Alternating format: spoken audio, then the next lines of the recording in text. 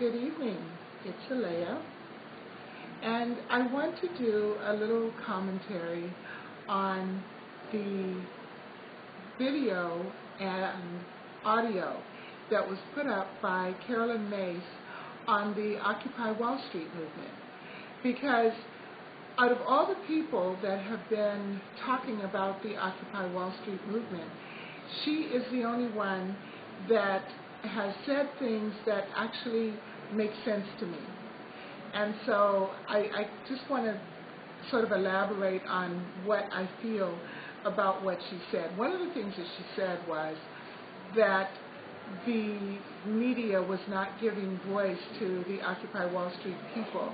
And I totally agree with that. They are not being heard. They're not being allowed to speak. But I actually feel that the reason that they're not being heard and the reason that they're not being allowed to speak has more to do with the agenda of the powers that be, the people who own the media, their agenda being to pass things that we're not paying attention to, such as there's a secret farm bill that is being sort of orchestrated through all the channels while everyone is busy, of course, paying attention to the Occupy Wall Street movement. And I'm sure that there's a whole lot of other stuff that is being sort of taken care of while everybody is busy looking the other way. So she sort of touched on that. The other thing that she touched on, which I have found to be fascinating, is the idea of our consciousness being a condominium building. And you guys have got to get that video of hers, and that she does a master class that is quite fascinating. And she talks about it being our consciousness being a condominium building, and that most people exist on the first floor, or the first through the 10th floors, and that the penthouse is expanded consciousness. And I like to think that most of us are headed for the penthouse, and that being the understanding that all is one, that life is all-encompassing, that everything that happens to us and around us and through us is for the highest and best good. And I find that refreshing, because most of the things out there right now are not so hopeful. They're much more dire, much more,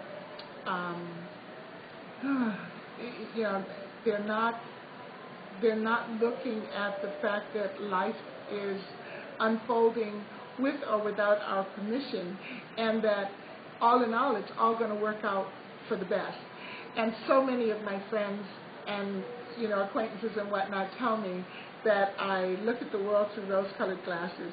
And you guys, you may be right. I may look at the world through rose-colored glasses, but I like to think that the more consciousness and conscious effort that I place on everything being okay, no matter what it looks like, the more I bring that into reality.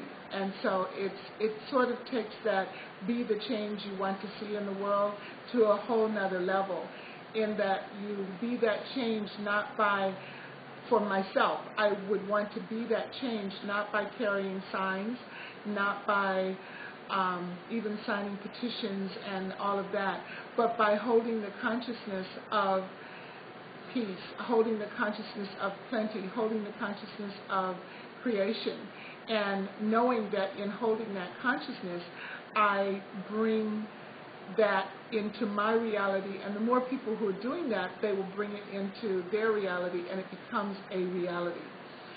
I guess the only other thing that I want to say about the Occupy Wall Street movement is I've heard the analogy that if you want to change the world, then build a better world, and everyone will come and play with you. And I guess in an explanation of that, I would say that if some people over here are playing football and you want to play basketball, you can't go get the people who are playing football and go, come over here, I want you to play basketball with me. But you can make the basketball game so enticing, so entertaining, so inviting, and you having so much fun over there doing that, that everybody sort of gravitates to what it is that you're doing because, my gosh, it's so much fun. And, you know, marching in the streets, carrying signs, getting hit over the head, that doesn't look like a lot of fun to me. So I guess one of the things that I want to contribute to doing is to creating something that is so much fun, everybody wants to come and play.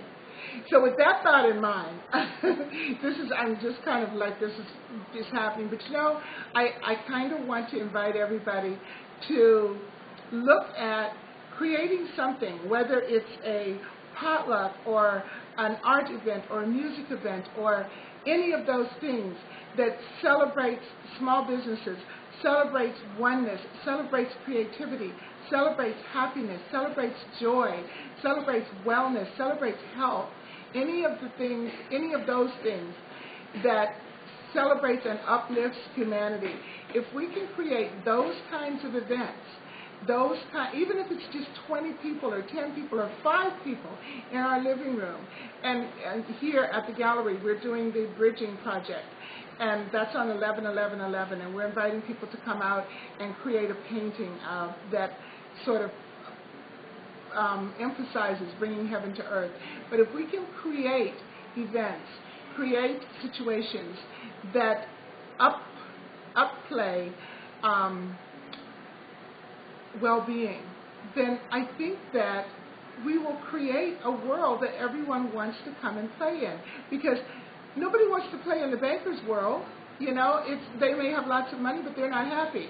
And personally, I don't want to play in the Occupy world because they're getting beat up, and it's cold, and it's yucky out there. And, you know, is that why I came to Earth? I don't think so. And I, don't want to play in the Tea Party world because they're just all pissed off. So, excuse my French. So anyway, I invite you guys to think about that and see if there's a way for you to create something in your world that everyone would want to come and participate in because it's so much fun. Tell me what you think about that. This is Alea. I am broadcasting from the gallery, and have a wonderful evening. Aloha.